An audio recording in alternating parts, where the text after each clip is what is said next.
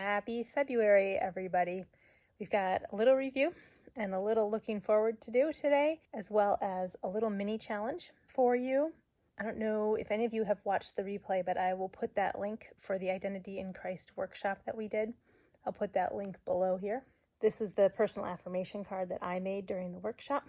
And that's the writing that I did with it, a few verses, a little prayer that kind of explains some of this. Because I don't know if you guys are like me, but when I do a collage or an art piece, there's always some journaling to do afterwards, and I'm always surprised at the insights that God reveals through the art. For example, on this piece, I thought it was fairly straightforward, and as I put it together, I realized there seemed to be kind of like a big gap of stuff, and I ended up putting a little bird. Wasn't part of the original plan, but it seemed to fit, and I'm like, I don't know why I put a little bird up here. Besides, I needed a little something to draw my attention up there for it to feel kind of complete. And as I was journaling, it brought a few different things to mind for me. So enjoy the process and allow space for surprise meaning and messages to come from God. He speaks through our subconscious, through images and colors and the unplanned. And this is on a magnet that came in the mail. So always be on the lookout for junk mail, which brings me to our little mini challenge today. I am going to challenge you to make your own affirmation card or to do a little journaling only using junk mail. And I actually even gave myself an additional challenge today of sticking with a color. So this was from a magazine I got. So I guess maybe not technically junk mail, but something I'm not hanging on to anymore. It's the inside of an envelope.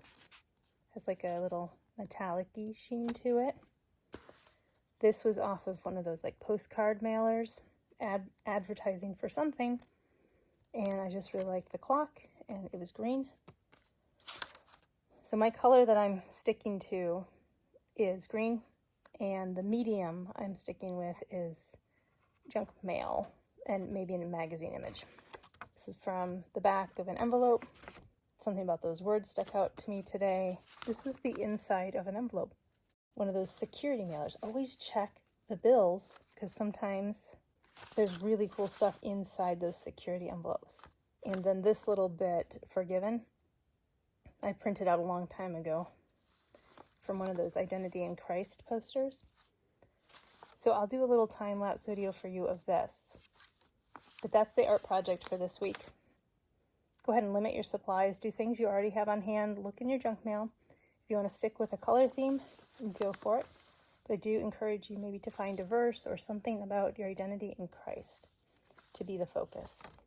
And you can do it as a little card for yourself. You could do it in a journal. You could do it on a magnet and stick it someplace for yourself. The other thought I had with Identity in Christ, we had to do this for a baby shower.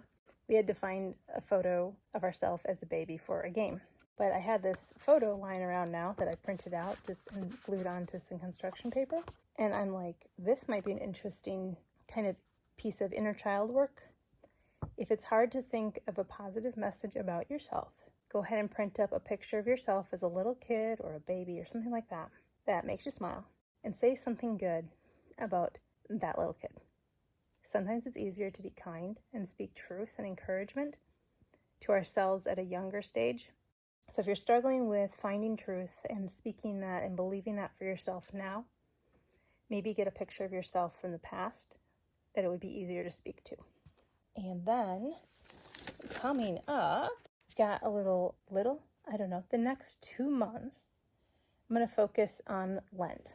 Not something I've focused on before. And if you followed along with my Advent stuff, realize that I grew up in the Catholic Church, and sometimes I have a real obstacle with some of those traditions.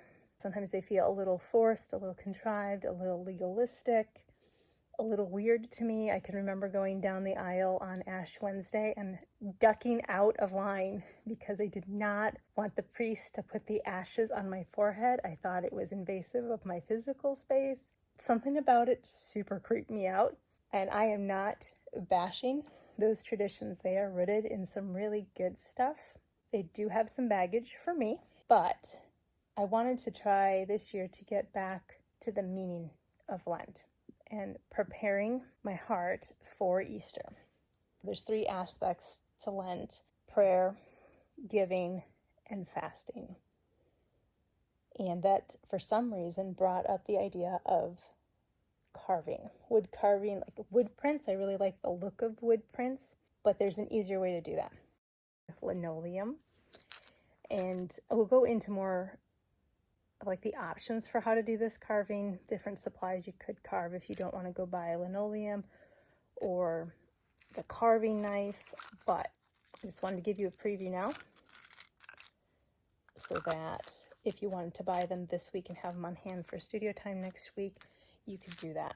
So you'll need some linoleum, a carving knife, you'll need a brayer for rolling ink, which you can buy the ink or you can water down your paint a little bit.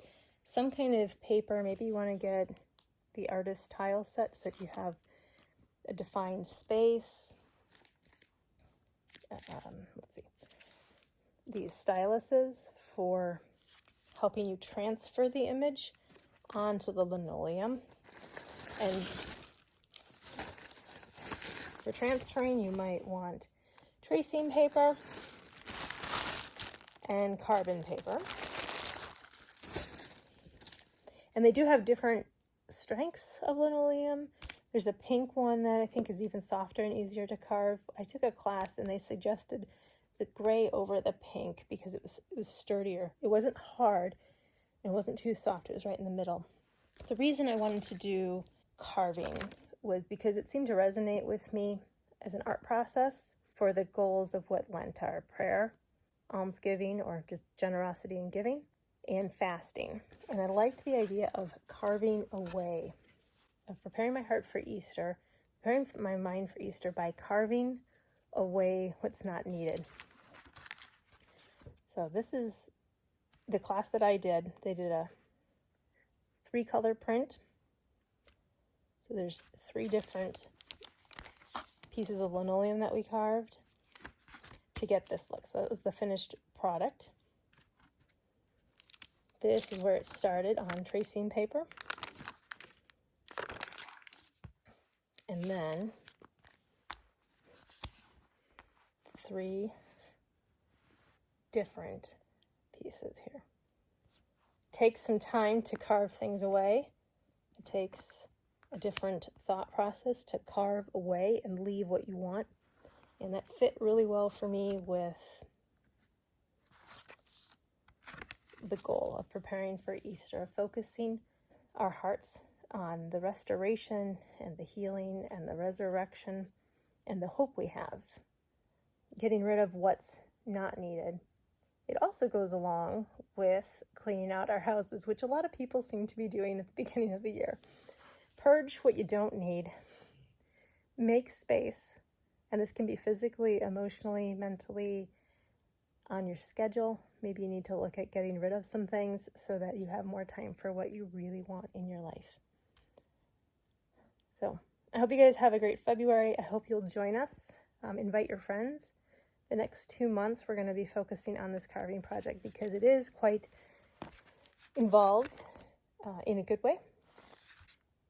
And we'll see what God reveals, how we learn to see ourselves and God in this time of preparing for Easter, which starts on February 14th. Double holiday there, guys. So make sure you tell people that you love them on February 14th.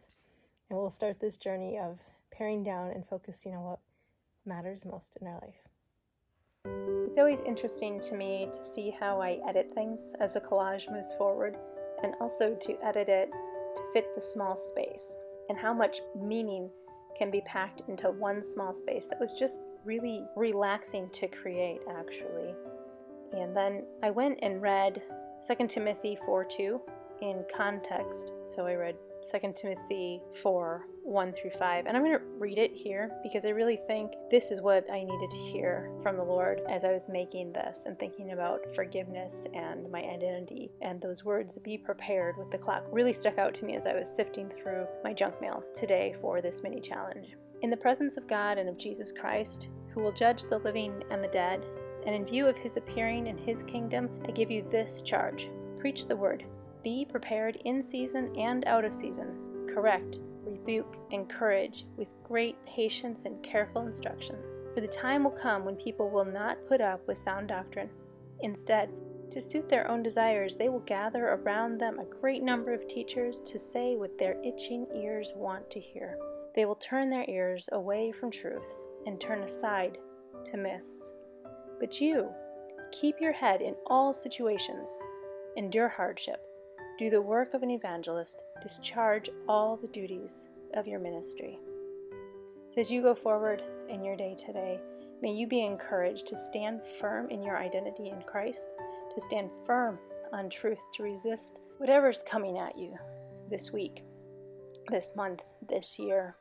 You have been forgiven much. Forgive others much, but hold firm to the truth and stand there as the battles come your way, knowing that God's got you.